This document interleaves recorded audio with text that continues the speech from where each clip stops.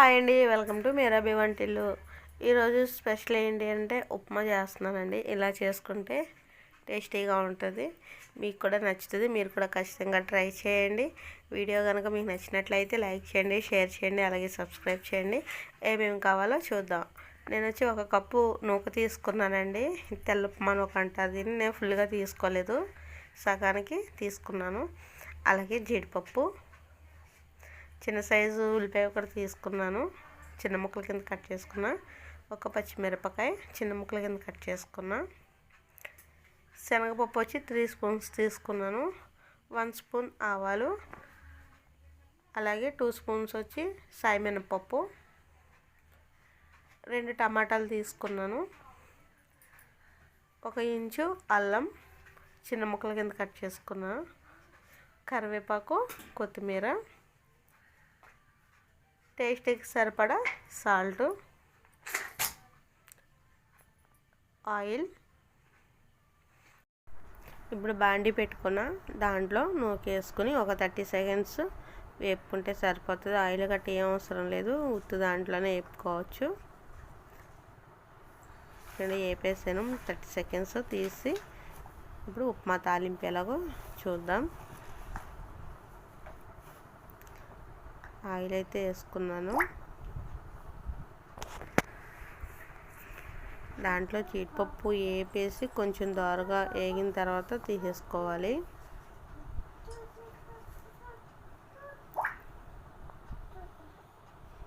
జీడిపప్పు అయితే నాకు బాగా వేగిపోయింది, నేను తీసేసుకున్నా. ఇప్పుడు కట్ చేసి పెట్టుకున్న ఆనియన్స్ వేయచ్చు,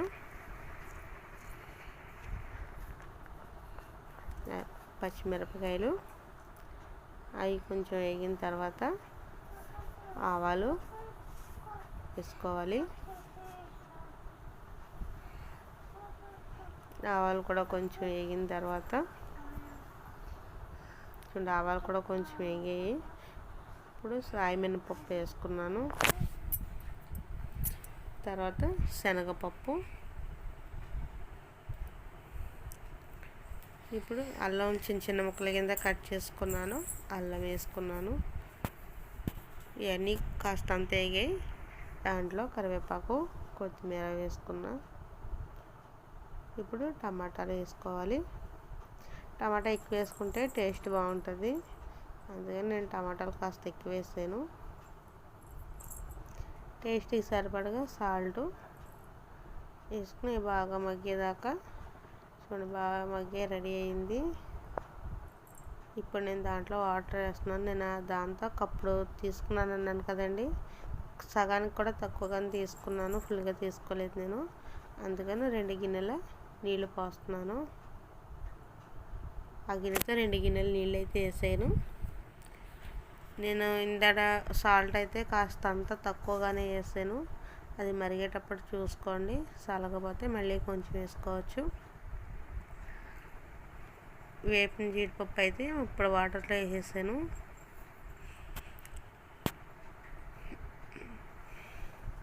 నీళ్ళు మరుగుతున్నాయి కదండి, అలా ఎసరు కింద రావాలి. దాంట్లో నూక వేసుకుని ఒకచోటే వేసేసి వదలకూడదు, గడ్డల కింద కట్టేస్తాయి.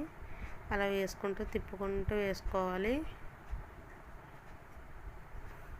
స్టవ్ అయితే ఇంకా నేను ఆఫ్ చేయలేదు, సిమ్లో పెట్టి ఉంచాను స్టవ్ని. మొత్తం అంతా అలా కలుపుకోవాలి కలిసేటట్టు. నూక చూసారా ఇంకా తెల్లగా చుక్కల కింద కనపడుతుంది, అది ఇంకా అలా ఉంటే ఉడకాలని. అలా 2 నిమిషాలు అవసరం లేదులేండి, 1 నిమిషం పాటు అలా ఉడికించుకుంటే సరిపోద్ది. చూడండి మొత్తం ఉడికిపోయింది, దగ్గర గంట వచ్చేస్తే నేనైతే స్టవ్ ఆఫ్ చేసేసాను. ఉప్మా అయితే రెడీ అయిపోయింది. ఇలా చేసుకుని చూడండి, మీకు కూడా ఖచ్చితంగా నచ్చుతుంది. ఈ వీడియో కనుక మీకు నచ్చినట్లయితే లైక్ చేయండి, షేర్ చేయండి, అలాగే సబ్స్క్రైబ్ చేయండి. నెక్స్ట్ వీడియోలో మళ్ళీ కలుసుకోవచ్చు. బాయ్.